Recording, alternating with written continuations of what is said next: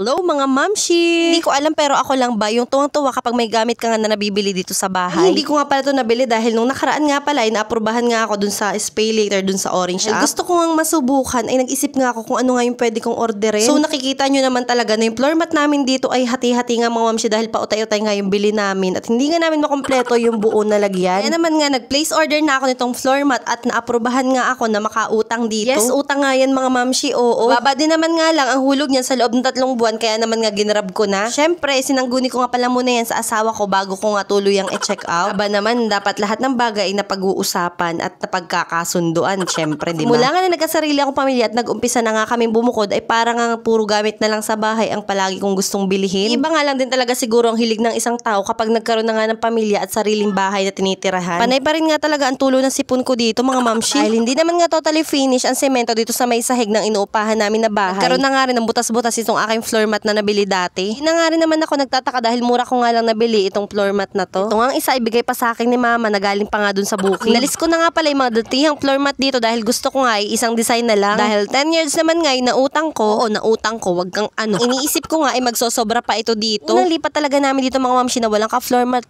Ang hirap talagang matulog na dun ka lang sa mismong latag nyo hihiga. Tapos awas pa nga yung paa nyo dun sa may latag. So yung paa namin nasa mismong semento na. Nung nagkaroon talaga ako ng chance at na-approve talaga ako dun sa Pay Later, ito talaga yung unang pumasok sa isip ko na i-check out. Hindi nga maiwasan na makapagdala ng buhangin dito sa loob ng bahay namin. Dahil nga dun sa mga tsinelas na ipinapasok namin na galing sa labas. Isa pa mga mamshi, parang palaging ang kalat-kalat tingnan kahit palagi naman naglilinis sa loob ng bahay. So ayan, hindi ko na nga na-video mga mamshi kung paano ko nga nilagyan yung kabilang side pero nag-struggle ako dyan dahil hindi naman pala nga rin kasya. Pilitan ko na nga lang at pinutol ko na nga lang yung ibang parts ng floor mat. Kahit pa paano nga medyo kaaya-aya na rin tingnan itong aming kusina. Naka-order na nga rin pala ako nitong shurak para nga hindi kalat-kalat yung aming mga sapatos. Sobrang dami din talaga. Yung mga inalis ko nga na floor mat dito ay sana iaahon ko nga sa bukid para doon naman sa bahay namin mismo ilagay. Kaso naisipan ko na ilagay na nga lang din sa kusina para nga medyo umaliwalas din doon. Vlog nga kuno dito si Chantal mga mamshi at imik nga siya ng imik dyan. Abi nga talaga itong batang ito at konting pawis nga lang ay panay nga ang pulbo, panay nga din ang kulon. Aba Diyos ko parang nagdadalaga na nga. Sanay na nga rin kayo kay Chantal dahil hindi nga nauubusan ng energy kahit kailan. Marami yan nakatago mga mamshi. Dahil nga natapos ko na lagyan to ng floor mat at medyo umaliwalas na nga itong bahay namin tinutuloyan ay yan. Isang ikot nga pala muna dito sa may bangko namin. Sa kapitbahay nga namin yung parang pang opisina na upuan na hindi pa namin nasosoli. Huwag kayong maingay ha. So hanggang dito na lang muna for today's video. Full storage na naman tayo. Bye!